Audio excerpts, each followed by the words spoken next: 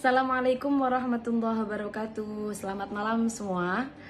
Saya di sini ingin menepati janji karena beberapa hari yang lalu saya berjanji ingin menerangkan tentang tips-tips perempuan kalau akan sholat dalam keadaan keputihan. Tapi sebelum masuk ke situ, saya ingin menerangkan sedikit tentang keputihan terlebih dahulu.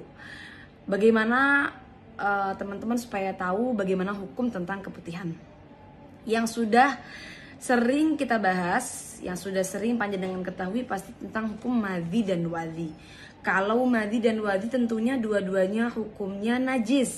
Kalau madhi cairan putih, bening, lengket yang keluar karena terangsang atau karena ada syahwat, itu hukumnya juga najis.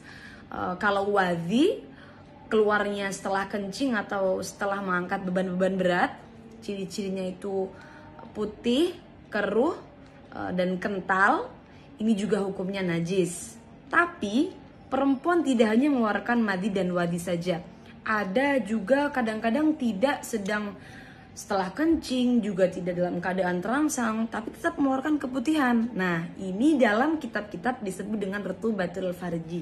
Nah, untuk hukum rutubatul farji dalam nas Imam Syafi'i ada dua pendapat.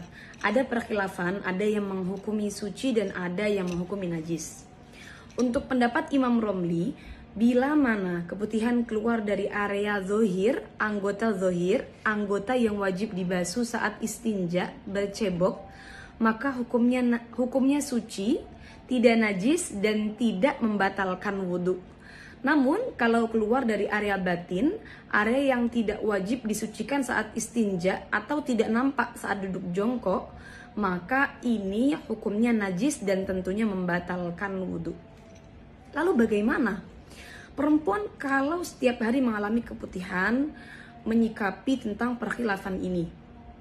Alangkah baiknya menurut kami adalah mengambil langkah ihtiyat atau berhati-hati dengan beberapa pertimbangan. Perempuan mengeluarkan keputihan tidak hanya cairan bening saja, kadang bahkan berwarna kuning, keruh, atau bahkan ada yang terinfeksi bakteri sampai berwarna hijau. Maka alangkah baiknya untuk mengambil hukum najis dalam menghukumi keputihan.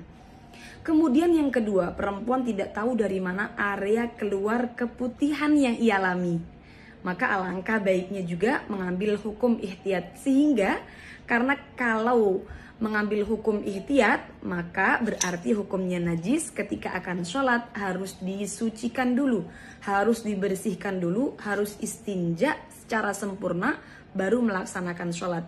Tidak sah sholatnya perempuan yang membawa keputihan yang hukumnya najis. Lalu ada pertanyaan dari teman-teman yang banyak masuk adalah, bagaimana menyikapi perempuan yang sering was-was? Duh, saya keluar nggak ya? Saya keluar nggak ya? Kayak keluar keputihan. Kadang pas dicek nggak ada seperti itu. Jadi hanya was-was saja. Atau kadang ada, kadang nggak ada. Nah, was-was ini penyakit teman-teman. Maka harus dilawan.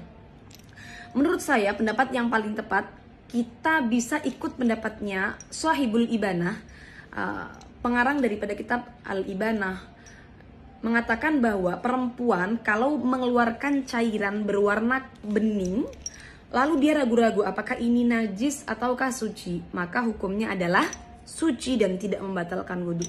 Jadi mantapkan hati bahwa jangan-jangan yang keluar itu bukan keputihan bahkan, tapi sisa cairan istinja, sisa cairan cebok. Tentunya ini tidak membatalkan wudhu dan tidak najis hukumnya.